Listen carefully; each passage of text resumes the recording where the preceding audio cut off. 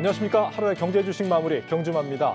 앞으로 5년 동안 세계 경제 성장의 4분의 1을 중국이 기여하게 될 것이다. IMF가 이런 분석을 내놨습니다. 반대로 미국은 중국의 기여도의 절반에 그칠 것이다. 이렇게도 밝혔는데 이 거스를 수 없는 이 힘의 이동 속에서 투자도 우리가 좀 현명한 방법을 찾아봐야겠죠. 현명한 투자자는 다 본다는 경주마. 오늘도 두 분의 대표 기수 나와 계십니다. 어서 오세요. 네, 안녕하세요. 반갑습니다. 네. 일부는 특별히 좀 글로벌 식견이 네. 뛰어나신 두 분으로 모셨습니다. 네. 갑자기 지금 중국이 좀 치고 올라오는 것 같아요. 오늘 보니까 1분기 GDP가 4.5 나왔던데 전망치가 4.0이었으면 굉장히 좀 회복 속도 빠르다고 봐야 되는 거 아니에요? 예, 사실 뭐 시장에 올해 들어서 이제 리오프닝이 많이 이제 주목을 받았잖아요. 근데 네. 이 부분에 대해서 이제 일시적으로 생각을 하지 않고 앞으로 이제 계속 이어갈 것이다. 이런 이제 의견이 많았었거든요. 네. 근데 그런 부분이 이제 좀 가시화되고 있는 상황이라고 좀 보여지고요.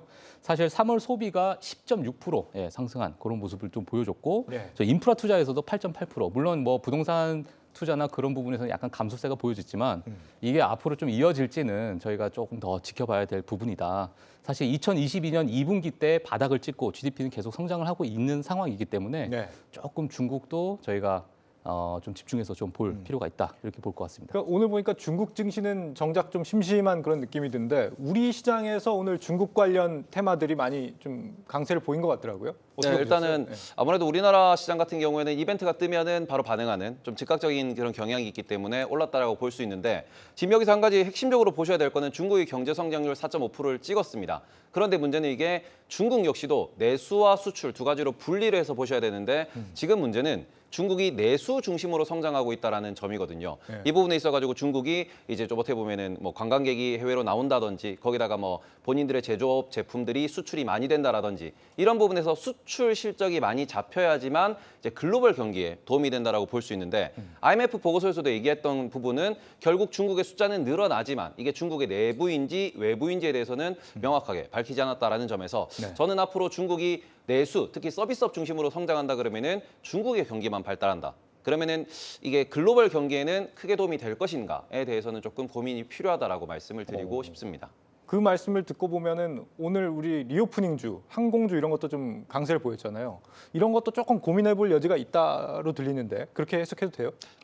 저 같은 경우에는 이게 항공주를 말씀을 드릴 때 좀 죄송스러운 말씀이지만 대한민국의 항공주 같은 경우에는 지난 2년 동안 유상증자를 많이 한 상황이기 때문에 저 같은 경우에는 주식은 EPS, 주당 순이익으로 표현된다라고 생각하는 사람이기 때문에 그 부분에 있어서는 코로나 이전과 비슷한 매출을 발생시키고 비슷한 이익을 만들어낼 수 있을 것입니다.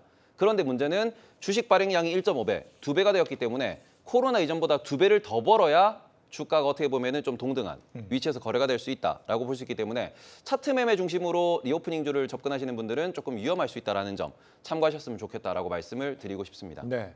우리 팀장님은 네. 이 의견에 대해서 어떻게 생각하세요? 중국 경제가 성장이 뭐 내수 중심으로 이루어질 것이다 이런 네. 우려에 대해서.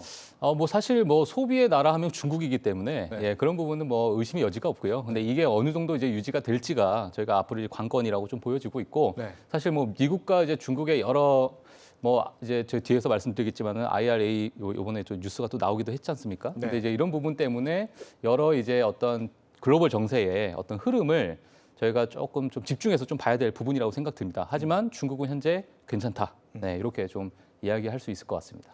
중국은 경제가 지금 빠르게 성장하는 게 어쨌거나 확인이 되고 있는데 미국은 뭐 조만간에 이제 경기 침체가 온다 뭐 이런 얘기가 나오고 있잖아요. 그럼 보통 그 시장도 거기에 맞춰서 좀 비슷하게 흘러가는 거 아니에요? 미국 장보다는 중국 증시가 훨씬 더 좀 더 잘 나가고 이렇게 봐야 되나요? 어떻게 봐야 되나요? 지금 일단 그 부분 같은 경우에는 이제 중국 증시를 먼저 좀 말씀을 드리면은 네. 중국 증시가 작년도 홍콩 기준으로 말씀을 드리면은 작년도 10월, 11월에 바닥을 찍고 거기서부터 거의 2배가 올라온 상황입니다. 말 그대로 어떻게 보면은 작년 11월에는 시진핑 3기가 집권하는 그 과정에서 불확실성에 대한 매도가 좀 있었고요. 네. 그런 부분에서 과매도된 게 올라오는 부분에서 이게 과연 선반영이 된 것인가 아닌가에 대해서도 아직은 지켜봐야 된다. 라고 좀 말씀을 드리고 싶고 우리가 어떻게 보면 주식을 좀 중심으로 보는 입장에서는 약간은 미국 시장 혹은 한국 시장 이렇게 좀 역동적으로 움직이는 시장 중심으로 많이들 생각을 하십니다. 그런데 중국 시장은 이게 자본주의 시장이라고 보기엔 좀 어렵다라는 측면에서 저 같은 경우는 중국 시장을 그렇게 이제 좀 긍정적으로 말씀을 드릴 수가 없다. 왜냐하면 통제를 받는 곳이기 때문에. 그리고는 중국 자체가 금융을 중심으로 돌아가는 곳이 아닙니다. 부동산이라든지 뭔가 좀 유형 자산을 중심으로 돌아가는 곳이다 보니까 그런 부분에서 아직까지 중국의 금융 선진화까지는 조금 생각을 해보셔야 될 것 같고, 그래서 중국의 경기가 좋아지니까 중국에 막 이렇게 주가가 많이 올라갈 거야라는 부분은 아직까지는 좀 지켜봐야 될 포인트가 많은 것 같다. 네. 이렇게 좀 말씀을 드리겠습니다. 두 분 다 이제 미국장에 좀 특화가 돼 계시기 때문에 좀 궁금한 부분이 있습니다. 지금 뭐 미국이 뭐 괜찮다라고 두 분은 어떻게 보시는 것 같고, 제가 볼 땐 두 분 다 미국장에서 빠져나올 생각은 전혀 없으신 것 같거든요.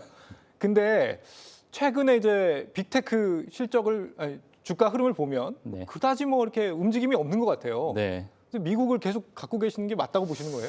네, 사실 뭐 저희가 이제 중장기 또는 이제 뭐 단기 여러 의견이 좀 대두돼 있겠지만은 네. 이번에 뭐 제가 이제 말씀드리고 싶은 게 이제 실적 발표에 많은 이제 집중을 하고 있잖아요, 지금. 예, 그렇기 때문에 이번 실적 발표에 대한 어떤 가이던스가 앞으로 향후 어떤 단기적인 주가에 영향을 좀 미칠 것이다. 예, 이렇게 좀 보여지고 있고요. 네. 그리고 이제 금리 인상도 어느 정도 올해에 있어서 이제 금리 동결로 이어지고 내년에 대해서 많은 분들이 이제 월가에서도 많은 분들이 이제 금리 인하를 또 예측을 하고 있기 때문에 네. 그런 기대감을 봤을 때 미국 증시가 그래도 어느 정도 조금의 변동성을 좀 보여주면서 예, 앞으로 향후 좀 흐름이 좀 괜찮게 흘러가지 않을까 이렇게 좀 보고 있습니다. 네. 김태형 대표님은 요 잠잠한 장에서도 뭐 수익을 꽤 내신 걸로 제가 알고 있는데 어떻게 내시는 거예요, 대체? 그거는 일단은 저 같은 경우에는 제가 생각했을 때 네. 저렴하다라고 생각하는 기업을 사는, 어떻게 보면 저는 저점 매수, 저가 매수를 중심으로 하다 보니까 네. 좀 더 그런 부분에서 좀 유동적으로 스윙 투자를 많이 하고 있는 중이고요. 뭐 최근 같은 경우에는 구글이 챗GPT가 나온 이후에 바드를 발표하고 그 부분에서 이제 구글이 조금 과하게 매도가 나왔을 때도 어떻게 보면 좀 이렇게 매수를 들어가가지고 단기 반등 이런 투자도 좀 많이 하는 편인데, 네. 일단은 뭐 미국 시장에 대해서 좋게 말씀을 해주셨지만 핵심은 뭐냐 그러면은 미국에 있는 기업들이 어떻게 좀 주식을 움직여내느냐, 이 부분에 대해서 우리는 이해가 필요하다라고 말씀을 드리고 싶습니다. 특히 빅테크 같은 경우에는 전 세계에서 현금 흐름이 가장 좋아요. 돈을 현금으로 벌어서 이거를 주주들한테 환원을 합니다. 배당뿐만 아니라 자사주 소각을 하고 있죠. 그리고 이런 부분에 있어서 기업이 스스로 우상향을 만들어내는 데다가 또 거기는 CEO 제도가 좀 이제 특화되어 있기 때문에 CEO들의 사명이 주가를 끌어올리는 것입니다. 그래서 최근에도 보시면은 기업의 인원들을 감원하는 과정에서 감원을 해서라도 우리는 EPS를 끌어올리겠다. 그리고는 투자를 줄여서라도 EPS를 끌어올리겠다라고 밝히고 있는 부분입니다. 말 그대로 실적을 잘 만들어내서 우리가 현금을 많이 남기고 이거를 주주한테 많이 돌려주겠다라는 부분에 집중을 하고 있기 때문에 네. 이런 부분에서 특히 테크 기업들에 대해서는 투심이 좋을 수밖에 없다라는 점은 기억을 해주셨으면 좋겠습니다. 네. 팀장님 아까 말씀하시기로는 중소형주 위주로 투자를 하는 게 좋다라고 말씀해 주시죠. 네, 맞습니다. 사실 미국의 2022년도 저희 미국 주식을 하셨던 분들은 다들 이제 기억을 하시겠지만은 네. 이제 매크로 환경 때문에 크게 많이 빠졌던 종목들이 있거든요. 사실 근데 중소형주라 해가지고 기업이 정말 나쁘거나 정말 좋지 않은 기업들이 그렇게 많이 빠진 것도 있겠지만은 네. 예, 그렇지 않은 괜찮은 기업들도 상당히 매크로적인 환경 때문에 빠진 기업들이 많이 있어요. 네. 예, 그래서 이제 작년 4분기 또는 올해 1분기 실적은 정말 괜찮고 하지만 너무 낙폭이 좀 과대했던 종목들, 특히 이제 중소형 기술주들이 거기에 많이 포함이 되어 있는데 예, 그런 종목들을 저희가 조금 심도 있게 좀 지켜보고 그러니까 이번에 이제 나오는 실적 발표에서 저희들이 그 중소형 기술주의 어떤 실적을 좀 지켜보면서 이 정도 되면 너무 저평가가 되어 있거나 아니면은 앞으로 이제 흑자 전환하는 기업들, 예, 그런 기업들을 저희가 또 눈여겨 보시면 예, 큰 도움이 되실 것 같습니다. 우리도 지금 중소형 보는 사람들이 많아지고 있는데 미국도 중소형을 봐라. 뭘 봐야 됩니까? 저는 뭐 네. 저번에 제가 방송에서 잠깐 말씀드렸지만은 네. 예, 저는 팔란티어를 좀 보고 있고요. 네. 사실 이게 뭐 팔란티어가 뭐 물론 이제 국방부나 또 여러 이제 다른 기업들과 이제 협업을 통해 가지고 매출을 좀 증대하는 부분이 있지만 제가 좀 눈여겨보는 게 바로 이제 분기별 실적이 이제 흑자 전환을 했어요. 네. 근데 과거에 이제 테슬라처럼 따라가진 않겠지만 과거 테슬라를 보게 되면은 이제 흑자 전환을 하면서 주가의 어떤 흐름이 되게 양호하게 많은 큰 상승을 보여줬기 때문에 물론 뭐 테슬라만큼의 어떤 텐베거 이런 것까지는 아니겠지만 이제는 어느 정도 이제 실적이 좀 전환이 되면서 앞으로 주가의 회복에 좀 기여를 하지 않을까 이렇게 좀 보고 있고요. 네. 거기에다 플러스 너무 이제 낙폭 과대가 됐고 그리고 AI와 여러 이제 트렌드를 봤을 때 팔란티어의 어떤 주가가 그래도 어느 정도 바닥을 다지고 올라가지 않을까 이렇게 보고 있습니다. 네. 김태형 대표님.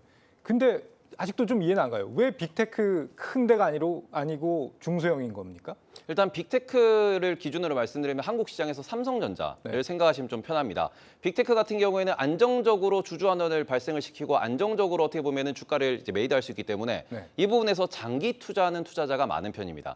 이렇게 되면은 팔지 않는 물량 그리고는 어떻게 보면 빅머니에 의해 가지고 이제 박스권 매매가 좀 이렇게 좀 강하게 일어나다 보니까 네. 어차피 1년에 10% 성장한다, 15% 성장한다가 눈에 보이기 때문에 목표 주가도 명확하고요. 그러다 보니까 매수 마드가 좀 빈번하게 일어나면서 약간은 지수에 대한 알고리즘 매매의 재료로 사용이 되지 네. 우리가 수익을 위해서 투자하는 그런 재료로는 사용하기가 어렵습니다. 그런 측면에서 중소형주 같은 경우에는 떨어질 때 많이 떨어지고요. 오를 때 많이 오르죠. 재밌단 말이죠. 여기에서 재밌기 때문에 좀 더 수익을 추구하는 개인 투자자들이 관심을 많이 갖고 그중에서 아이디어가 빛나고 거기에 맞는 실적을 보여주는 기업들 같은 경우에는 네. 실제로 주가 상승까지 이어진다.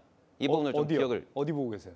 저 같은 경우에는 중소형주는 아닌데요. 저는 이제 자주 말씀드리는 종목 중에서는 에어비앤비. 에어비앤비. 네, 라고 있습니다. 에어비앤비 같은 경우에는 지금 3분기 동안 흑자를 실현을 했고요. 이번 분기에 실적 발표를 하면 이제 4분기째 실적 발표를 하게 됩니다. 그리고 시가총액 보시면은 지금은 70빌리언 정도 이제 나오고 있는 중이고 네. 이 부분이 S&P 500에 편입이 될 수 있는 조건에 부합한다. 특히 이제 4분기 흑자가 이제 만들어져야지 S&P 500에 이제 어떻게 보면 들어갈 수 있는 조건이 만들어지는데 이 부분에 있어가지고 그쵸 우리가 테슬라 같은 경우에도 말씀을 드리는데 테슬라도 S&P 500 편입이 될 때가 수급이 매우 좋았고요. 다른 기업들 같은 경우에도 작년에 모더나가 편입될 때가 한 40~50% 정도 네. 상승한 부분이 있기 때문에 확실히 강한 수급이 예상된다라는 점에서 저는 에어비앤비의 향후 성장성, 리오프닝, 여행이 늘어난다, 여행 트렌드의 변화 거기다가 패시브 수급까지도 좀 관심을 가질 수 있다는 점에서 개인적으로 좀 보고 있습니다. 오늘 나온 이슈 중에 지금 삼성이 그 MS랑 좀 손을 잡는다. 구글을 떠나서 네. 요 이슈가 있던데 이거 큰 이슈예요, 이게?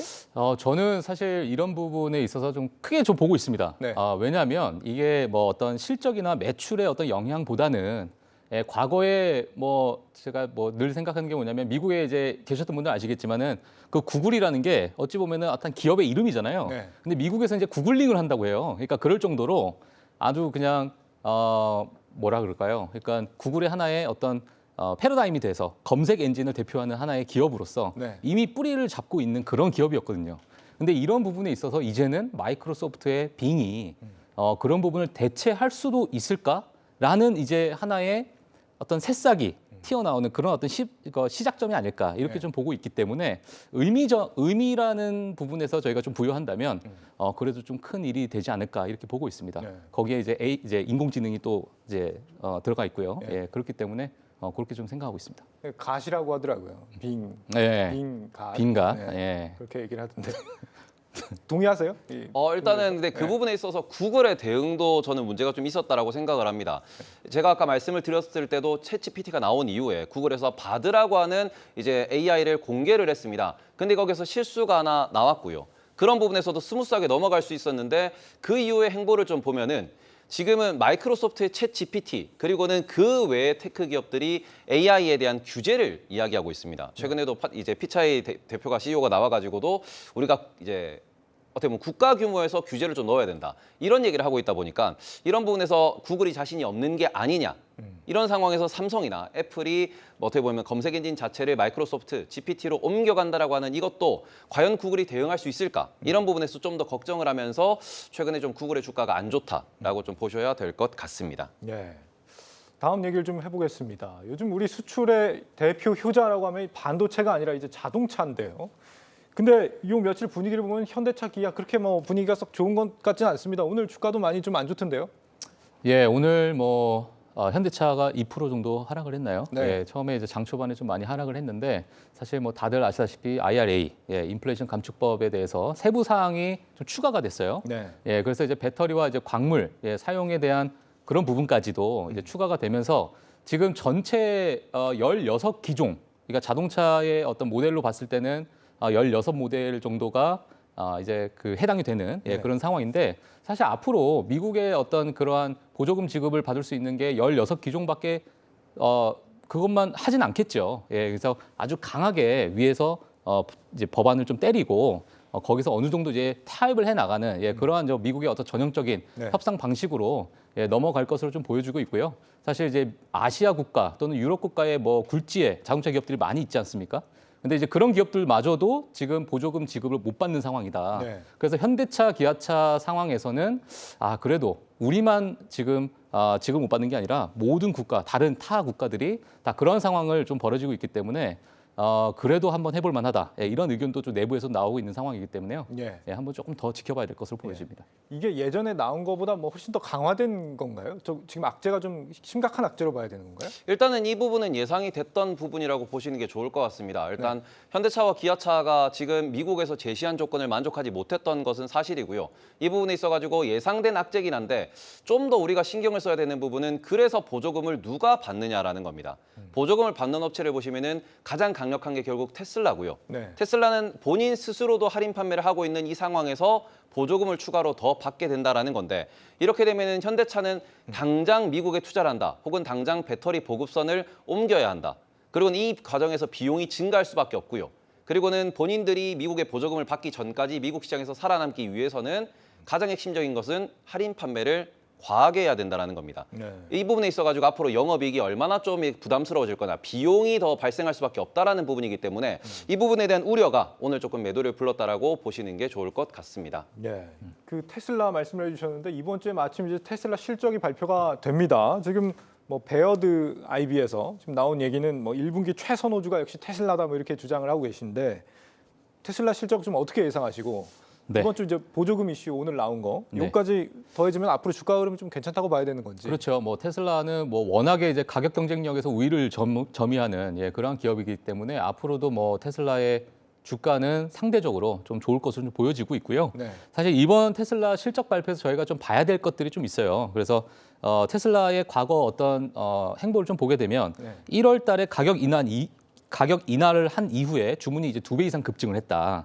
자, 그리고 2023년 목표를 180만 대로 그러니까 전년 대비해서 37% 증가하는 그런 판매량을 목표치를 좀 잡고 있는 상황이고요. 네. 자, 그리고 이제 전 세계 공장 가동률이 증가를 하는 부분도 이런 요번에 이제 실적 발표 때 저희가 좀 체크를 해야 될 부분이고 그리고 IRA 인센티브 도움을 정말 얼만큼 받을 수 있을까? 네. 이런 부분이 또 어떤 매출에 또는 어떤 점유율에 있어서 어느 정도 효과를 좀 줄 수 있을까가 앞으로 2023년에 저희가 좀 봐야 될 부분이다. 이렇게 볼 수 있을 것 같고요. 예. 그리고 이제 테슬라 하면은 연 평균 성장률이죠. 네, 20%대의 어떤 연평균 성장률을 계속 이어갈 수 있는 그런 실적을 계속 볼 수 있는지 그런 부분들이 앞으로 지금 남아있는 그 실적 발표에서 저희들이 좀 봐야 될 그런 키포인트가 아닐까 이렇게 보고 있습니다. 예. 어떻게 좀 예상하세요? 테슬라 실적. 일단 저는 이번에 이제 현대차, 기아도 마찬가지겠지만 일단은 고금리 시대입니다. 고금리 시대에서 지난 1분기의 테슬라 인도량을 보시면은 그 전년도 작년과 재작년을 보시면은 생산에 대해 가지고 계속해서 거의 99%에 이르는 어떻게 보면 전달이 다 이루어졌는데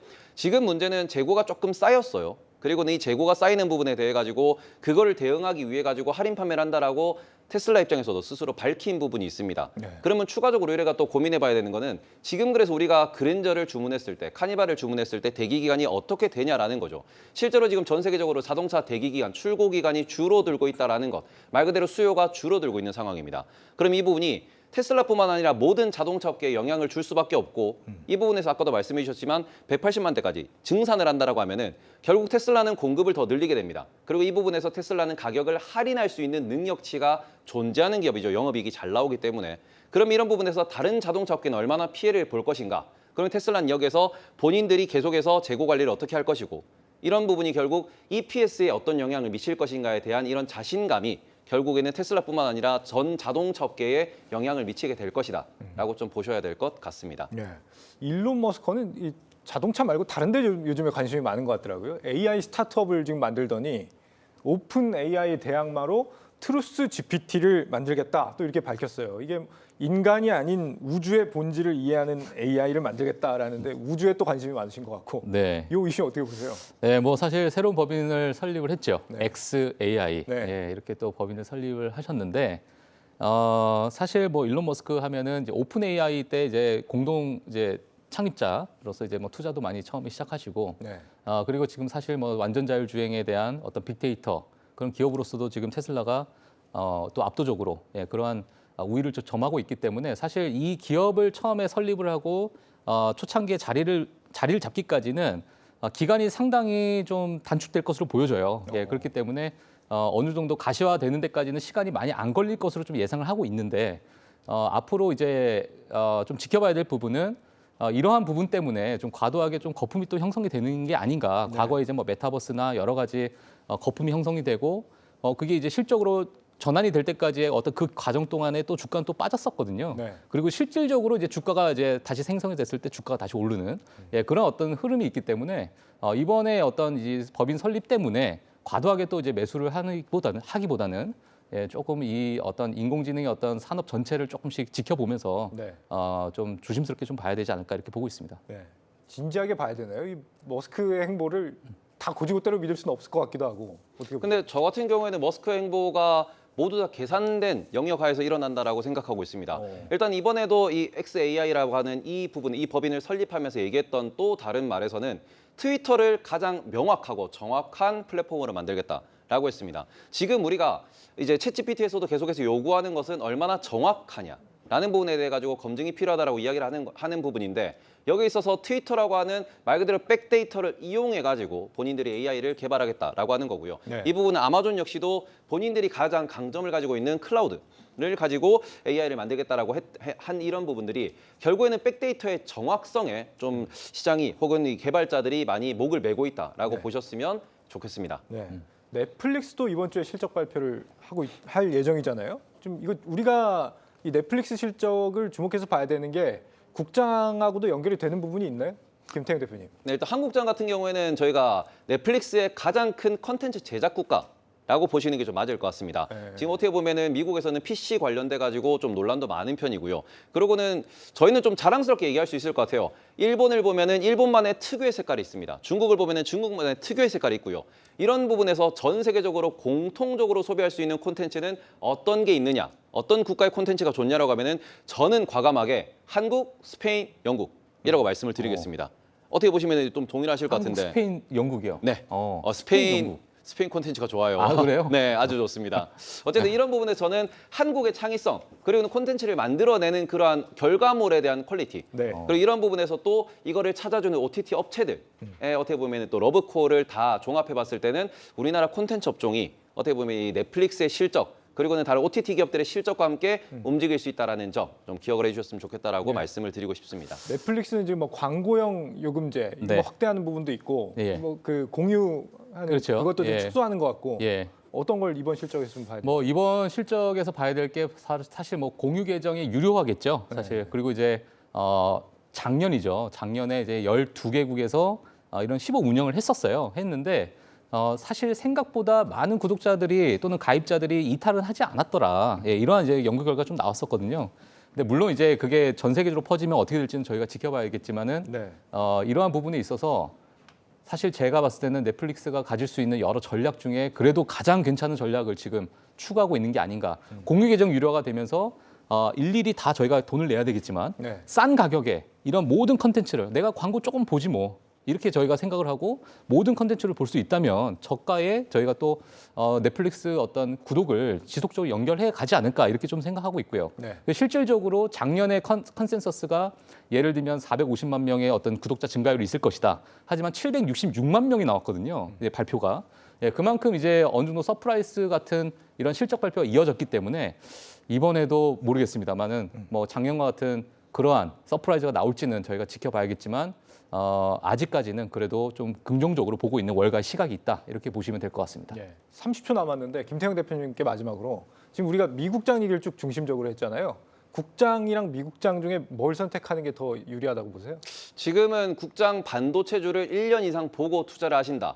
이런 전략이 또 유효하다고 생각을 하고 미국장 같은 경우에는 테크 기업들의 실적 증가를 보면서 좀 스윙 투자를 하는 쪽으로 보시면 좋을 것 같습니다. 절대적으로 어느 쪽이 유리하다고는 볼 수 없는 상황이라는 저는 5대5를 추구합니다. 알겠습니다. 네. 두 분 말씀 여기까지 듣고요. 감사하고요. 잠깐 쉬었다가 이제 내일의 주도주 한번 확인을 해보겠습니다. 채널 고정.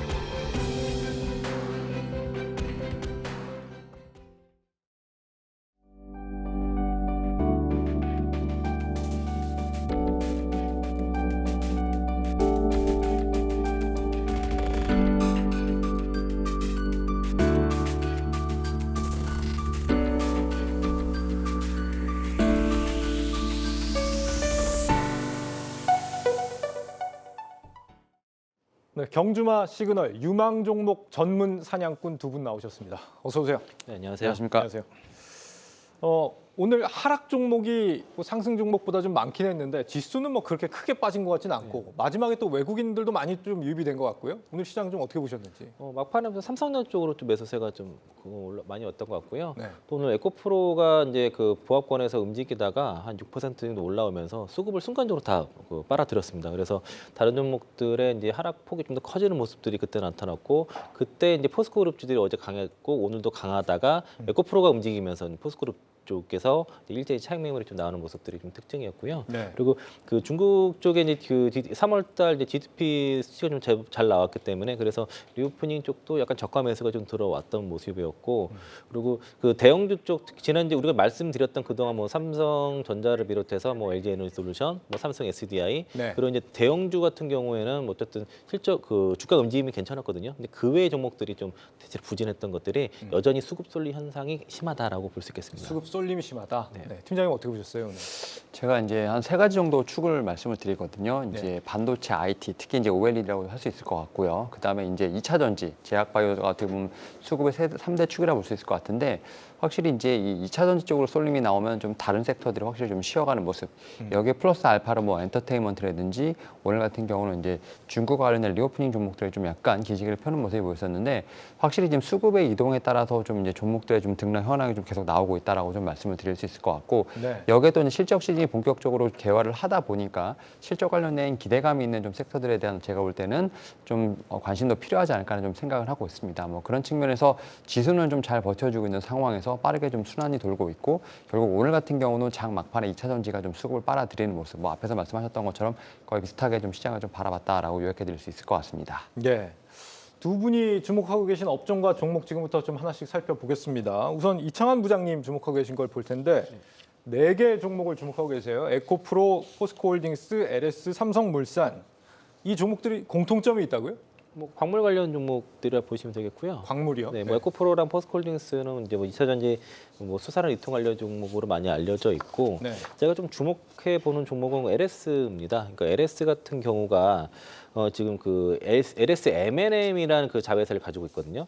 그 회사가 이제 그 폐배터리 그 재활용 사업과 그 전구체 그 사업을 영위하고 있는데, 네. 그 LS M&M 자회사 토리컴에서 그 전기차용 배터리에 들어가는 황산 니켈 산업을 이제 준비해서 양산 예정이고요. 그리고 토리컴에서 이제 그 연간 24만 톤 목표로 해서 캐파로 좀 진행을 하려고 하는데, 지금 고려 아연 같은 경우가 이 부분에서 한 10만 톤 정도로 업계 1인데 그걸 네. 넘어서는 이제 캐파를 좀 준비하고 있어서 LS를 좀 주목해 봐야 될 것 같고, 그리고 사업 구조도 지금 포스코 홀딩스랑 상당히 유사하게 이렇게 움직임이 있어서 네. 또 주가도 그렇게 움직이고 있는 상황이거든요. 그래서 저도 이제 LS를 좀 연구를 하면서 좀 매수를 해보려고 지금 준비 중에 있는 상황이고요. 네. 그래서 지금 연구 중인데, LS 같은 경우는 그 자회사 그 아까 LMM 같은 경우는 네. 올해 매출이 50% 성장이 예상되고 영업이익도 50% 성장이 예상이 일단 됩니다. 그리고 향후에 이제 3년 후 정도는 뭐 IPO도 준비하고 있는데, 워낙 지금 재무구조가 좋기 때문에 만약에 IPO를 하게 되면은 그 LS 자체가 무차입 경영도 가능할 정도로 네. 상당히 좀 뭐 부채 비율 한 76% 정도 되고, 그리고 아까 말씀드린 것처럼 그 황산 니켈 쪽에 그 캐파가 늘어나면서 광물주로도 부각이 될 수 있고요. 아니, 상장 가능성이 있는 거예요, 여기도? 여기는 이건 비상장이, 그러니까 이게 상장을 하겠죠, 향후에. 회사에서 하기로 한다고 했기 때문에 어. 할 텐데, 네. 뭐 구주 매출이 뭐 30%까지 안 갈 것 같고 한 15% 정도 가능하지 않을까라고 생각이 들어서, 그래서 지금 그 재무구조 워낙 좋은 회사입니다. 그래서 LMN 같은 경우에는 연결 매출만 해도 거의 10조가 넘고요. 영업이익이 이제 작년에 5,143억 정도 나오기 때문에 굉장히 우량 회사가 지분이 100%가 된 다음부터 네. 지금 주가가 움직이기 시작했습니다. 그래서 지금 그 포스코홀딩스라든가 뭐 에코프로를 좀 못 보신 분들은 LS도 좀 주목해 볼 타이밍이 좀 됐다라고 좀 말씀드리겠고요. 삼성물산은요? 네, 삼성물산을 제가 말씀드린 이유가 그 이번에 이제 이제 정부에서 민간 합동 조사단 꾸려가지고 지금 칠레에 리튬 수급 합의하러 이제 거기 가는데, 네. 이게 삼성물산이 들어가 있습니다. 이게 이제 그 참여 업체가 그 한국 광해 공단과 그 LS M&M, 삼성물산, 포스코 ENC, 포스코 홀딩스가 들어가 있어서 그래서 이제 업체들을 저희 리스트를 한 거고요.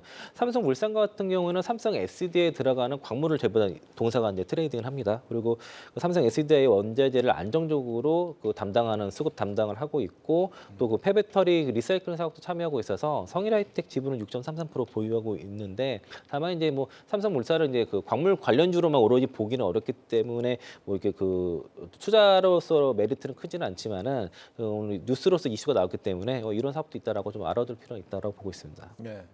에코프로는 뭐 예전부터 강조를 해주셨는데 이창환 부장님 얼마 전에 182만 원 목표 주가. 네, 그러니까 목표 주가에 함몰되지 마시고요. 그러니까 네. 그 어떻게 산정됐는지가 중요한데, 네. 그러니까 결국은 수산화 리튬 가격이 어떻게 변하느냐에 따라서 목표 주가 달라질 것이고, 네. 그리고 지주사 그 자회사의 지분율, 지주사 할인을 몇 % 증여하느냐 이 차이가 있거든요. 그러니까 오늘 뭐 나온 뉴스가 방금 나온 뉴스가 이제 수산 리튬 가격이 뭐 한 14일 기준으로 33% 떨어져서 네. 46,000달러까지 톤당 46,000달러까지 떨어졌다라고 뉴스가 나온 거 보면은 제가 182만 원 제시했던 거는 뭐 61,000달러 기준인데 네. 뭐 46,000달러로 계산하게 되면 한 153만 원 나오고요. 이게 예를 들면은 그 지주사 할인을 뭐 40%를 안 하고 30%로 하게 되면은 또 주가는 또 목표 주가는 또 올라가게 되고 그래서 제가 전체적으로 지금 방송을 통해서 이제 기준을 제시해 드렸으니까 네. 그 안에 들어가는 수치를 각자 한번 넣었다 뺐다 하시면서 계산해 보시면 좋을 그 것 이제 같습니다. 182만 원 말씀을 해주셨었는데 우리 투자자분들은 이제 그 산식이나 이런 거는 정확하게 좀 어려워서 모르시는 분들도 많을 것 같고, 근데 최근에 이제 증권사들 리포트 나온 거 보면은 뭐 적정 주가로 뭐 40만 원에서 한 60만 원대 네. 요 정도 제시하는 증권사들이 많았잖아요. 네. 부장님이 제시하신 거와 기준이 어떤 식으로 좀 다른 게 있는지. 그러니까 대체로 그 에코프로 BM에 대한 가치는 큰 차이가 없는 것 같고요. 이게 네. 이제 실적인 이제 추정치가 명확하고 회사에서도 그 제시한 가이던스가 2027년도에 매출 30조, 뭐 판매량 60만 톤 정도, 네. 캐파 71만 톤 이게 제시가 됐기 때문에 명확한데 그 외에 특히 이제 에코프로 이노베이션의 가치에 대한 평가가 전혀 다릅니다. 그러니까 거기에 대한 평가가 지금 저 비상장 자회사이기 때문에 인정할 수 없다라는 측면이 강하고 네. 또 실제로 뭐 니켈 가격을 너무 낮게 책정을 한다던가 여기에 따라서 이제 자회사의 가치가 달라지기 때문에 저는 이제 에코프로의 주가의 상승의 핵심은 그 에코프로 BM 실적도 있지만은 실제로는 에코프로 이노베이션에 있다고 좀 보고 있고요. 에코프로가 계속 광물 관련주로서 계속 탑픽이 되는 이유가 에코프로 이노베이션이 그 탄산 리튬을 수산화 리튬으로 전환해서 2027년도에 82,000톤의 캐파를 이제 완성할 것으로 지금 전망을 하고 있고 예. 그리고 국내에서 유일하게 수산화 리튬을 생산하는 상장사라는 메리트가 있는 거거든요. 그러니까 실적이 나오고 그리고 작년에 영업이익이 615% 정도 성장을 했는데 2년 동안 주가가 혔기 때문에 이게 용수철저를 한번 튀어오른 거고 앞으로의 전망은 이제 에코프로 이노베이션의 가치에 굉장히 크게 연동이 될 거다라고 보시면 될 것 같습니다.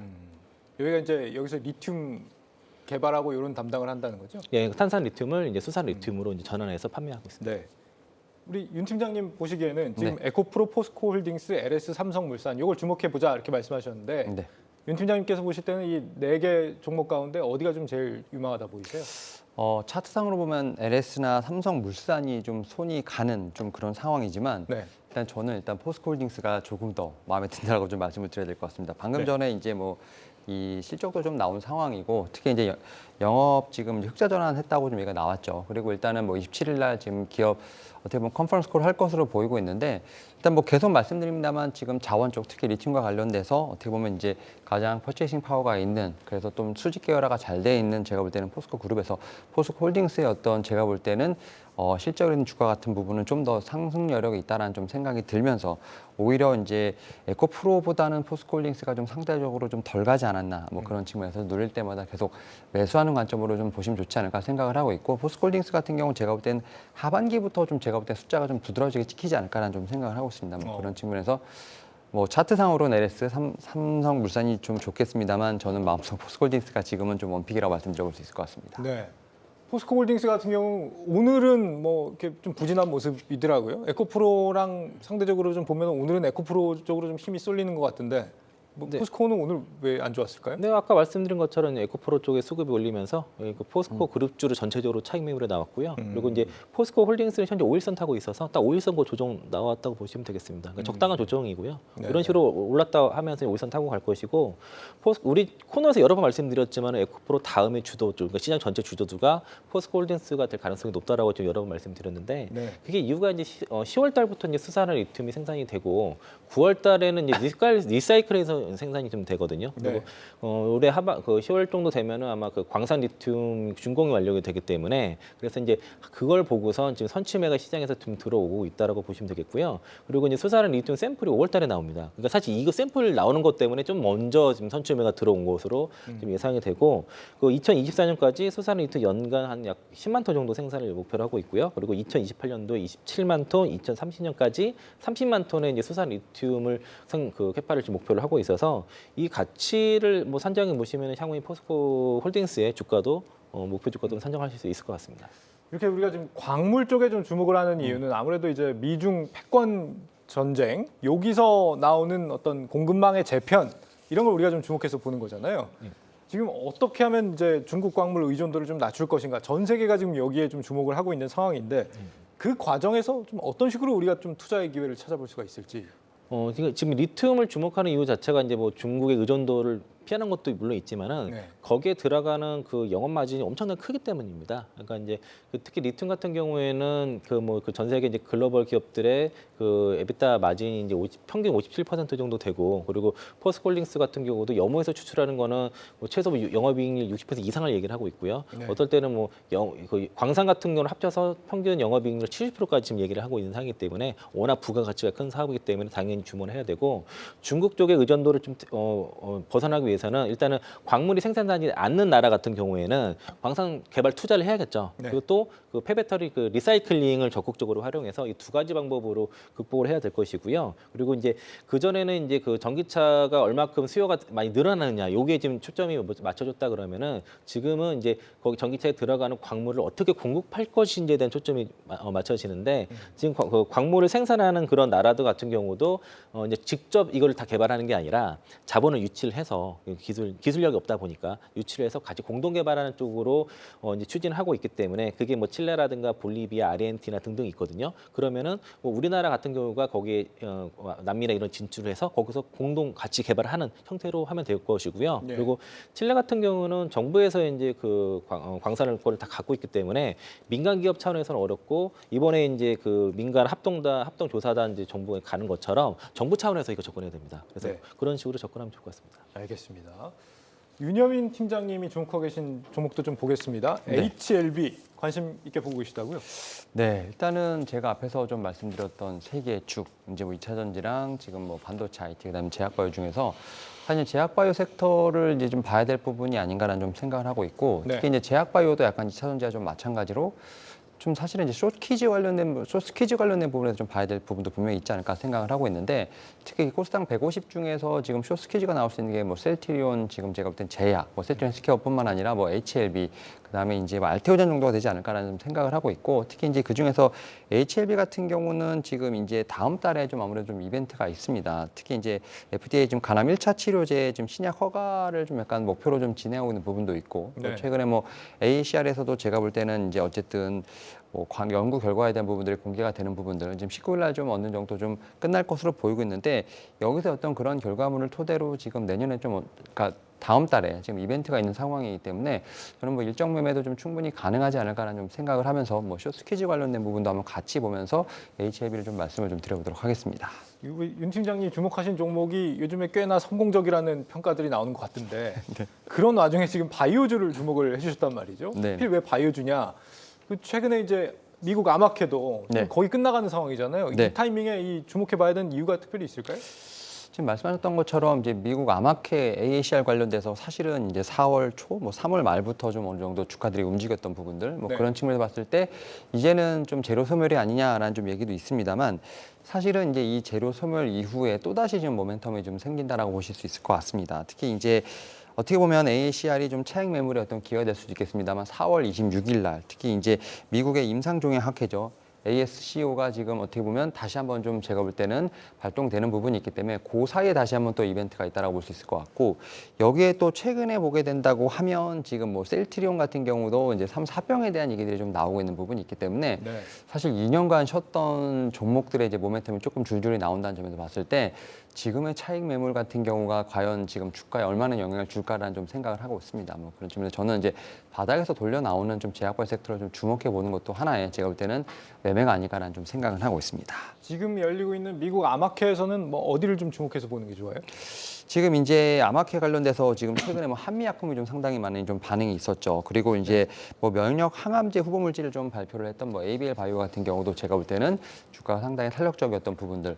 그리고 또 어떻게 보면 좀 주가상을 봤을 때 좀 테마가 한번 돌았던 것이 이제 마이크로바이옴 관련된 특히 면역 항암제 관련된 쪽에서 좀 시장이 돌았기 때문에 네. 여기 관련해서도 CS 이제 죄송합니다. CJ 바이오사이언스 같은 이런 종목들이 좀 좋았는데 제가 말씀드렸던 것처럼 이제 아스코 지금 4월 26일 날 이후로 좀 초록이 공개될 것으로 보이고 있는데 이때 또 봐야 할 종목들이 뭐 유한양약이라든지 한올바이오 파마 같은 어떻게 보면 이제 연구 결과를 좀 발표할 만한 종목들이 있기 때문에 좀 일이 어떻게 보면 좀 이제 아스코 관련돼서 좀 다시 한번 좀 반등이 나올 수 있는 뭐 유한양약이라든지 모스코텍, 한올바이오 파마 같은 이런 종목들 같은 경우는 아직도 좀 모멘텀이 남았다라고 좀 말씀드릴 수 있을 것 같습니다. 우리 부장님도 혹시 이 아마케 좀 주목해서 보셨어요? 뭐 아마케 관련 오늘 그 임상 결과 이제 발표된 종목들 주가 오늘 움직이는 좀 확인했고요. 네. 오늘 뭐 그 프레스티지 바이오 파마 같은 경우가 그 미국 FDA 그 패스트트랙 지정 최장한 신약 연구 결과 공개하면서 이제 움직였고 오늘 앱클론이 이제 그 카티 이제 완전간에 발표하면서 이제 급등이 좀 나왔었고요. 오늘 뭐 장중 거의 상한가까지 갔다가 좀 빠졌고 네. 큐리언토도 지금 항암 그 임상 일상 거 관련된 발표를 했고 소마젠도 항암 효과 있다고 좀 발표를 했고요. 그리고 오스코텍 같은 경우도 OTC 그 598 항암 효과 확인에 대한 발표가 있어서 그래서 이제 미 아마케를 통해서 그 임상 결과 발표한 기업들이 오늘 주가들이 대부분 움직였던 것들이 그 이제 아마케가 이제 시작이 되면서 물론 이제 재료 소멸로 인해서 일부 좀 매도는 나왔지만은 관련돼서 이제 결과를 좋은 결과를 발표했던 기업들은 네. 움직였기 때문에 그런 기업들은 좀 연구해 볼 필요가 있겠다라고 보고 앞으로도 있습니다. 좀 계속 유망할 수 있는 포인트가 있다. 어차피 어쨌든 암이 그 특히 카티라는 것들은 어쨌든 계속 유용하게 효과가 나오거든요. 어느 정도의 차이지 그 표준화가 어려울 뿐이지 항암 효과는 분명히 나타나기 때문에 결과는 나올 것이고요. 요즘 다만 이제 트렌드는 이제 이런 거 아마 기존의 이제 전통 신약 제약 바이오가 아니라 네. 약간 뭐 그 루닛이라든가 뷰노라든가 이런 이제 새로운 그런 쪽의 바이오 종목들이 신고가 흐름 나타나기 때문에 그런 종목들이 시가총액도 뭐 아직 한 4천억 뭐 2천억 이렇게 작거든요. 그래서 이렇게 시가총액 큰 종목보다도 신고가를 가면서 아직 시가총액 작은 종목들을 보시면은 거기서도 만약 제약 바이오 쪽에서 템베거도 가능하다고 보고 있습니다. 지금 이 바이오 쪽의 주도 흐름이 좀 계속 이어질 거라고 기대하는 이유가 지금 이달 말에 있을 방미 일정이죠. 대통령 이달 말인가요? 대통령 방미 사절단에 이 바이오 관련 헬스케어 관련된 기업들이 참여를 한다. 이 이슈인 것 같은데 단지 그냥 참여만 한다고 이게 반영이 되는 거예요? 토대가 되는 거예요? 아니죠. 결국 뭐 라운드 테이블에 어떤 주제가 올라가냐가 상당히 중요할 것으로 보이고 있고 사실 네. 제가 이제 이 방송에서 한 2, 3주 전부터 뭐 원전 관련된 얘기도 했었던 부분이 네. 올라가지 않을까라는 얘기도 하고 있는데 일단은 말씀하셨던 것처럼 이제 방미를 하면서 뭐 디지털 헬스케어 앞에서 말씀하셨던 뭐 전통적인 제약 바이오 아니지만 뭐 AI를 활용한 어떤 이런 업체들까지도 동행할 것이다라는 좀 가능성은 제기되고 있습니다. 어쨌든 뭐 명단 자체는 뭐 발표가 되진 않았습니다만 한 10개 정도 지금 회사가 좀 참여할 것으로 보이고 있고 네. 결국 이제 윤 대통령이 뭐 이제 세일즈를 좀 자처하는 상황이기 때문에 결국 이제 빅파마들과의 어떤 제가 볼 때는 미팅 자리를 좀 구성을 하면서 그거 안에서 어떻게 보면 기술 수출에 관련된 부분이 논의되지 않을까라는 좀 생각을 하고 있습니다. 특히 이제 대선 공약 중에 하나였죠. 지금 이제 바이오 헬스케어 산업 육성 관련된 부분에 있어서 상당히 좀 드라이브를 걸고 있는 상황이기 때문에 제가 볼 때는 여기서 좀 어떤 좀 수출권에 관련된 얘기들이 나오지 않을까라는 좀 생각도 하고 있고 특히 이제 조 바이든 미국 행정부가 사실은 뭐 여러 가지 좀 이제 행정법안을 좀 발표하고 있죠. 뭐 IRA든지 뭐 반도체법 관련된 부분들. 근데 제약바에서도 지금 발표가 나왔던 게 3월 22일 날 뭐 5년 내에 필수 의약품의 어떤 원료 의약품을 최소 25%를 미국에 생산해야 한다는 좀 이런 발표를 했고 근데 이제 90일 이후에 또 어느 정도 세 번이 나오겠지만 이런 부분에서 제가 볼 때는 어느 정도 좀 협상에 가능성이 좀 있는 상황이기 때문에 이런 부분도 저는 뭐 라운드 테이블에 분명히 올라갈 수 있다라는 측면에서 봤을 때 뭐 제약발 섹터에도 어떤 부분 좀 방향성이 나올 수 있지 않을까라는 좀 생각을 하면서 이 부분도 상당히 좀 중요한 이벤트가 아닐까라는 좀 생각을 하고 있습니다. 네. 이 다음은 왕의 기한이죠. 셀트리온 삼형제. 여기가 또 바이오에 주목해야 될 이슈라고 윤 팀장님 주목을 네. 해주셨는데 실적과 이 합병 두 마리 토끼를 다 잡을 수 있느냐 이게 지금 관심이라는 거죠.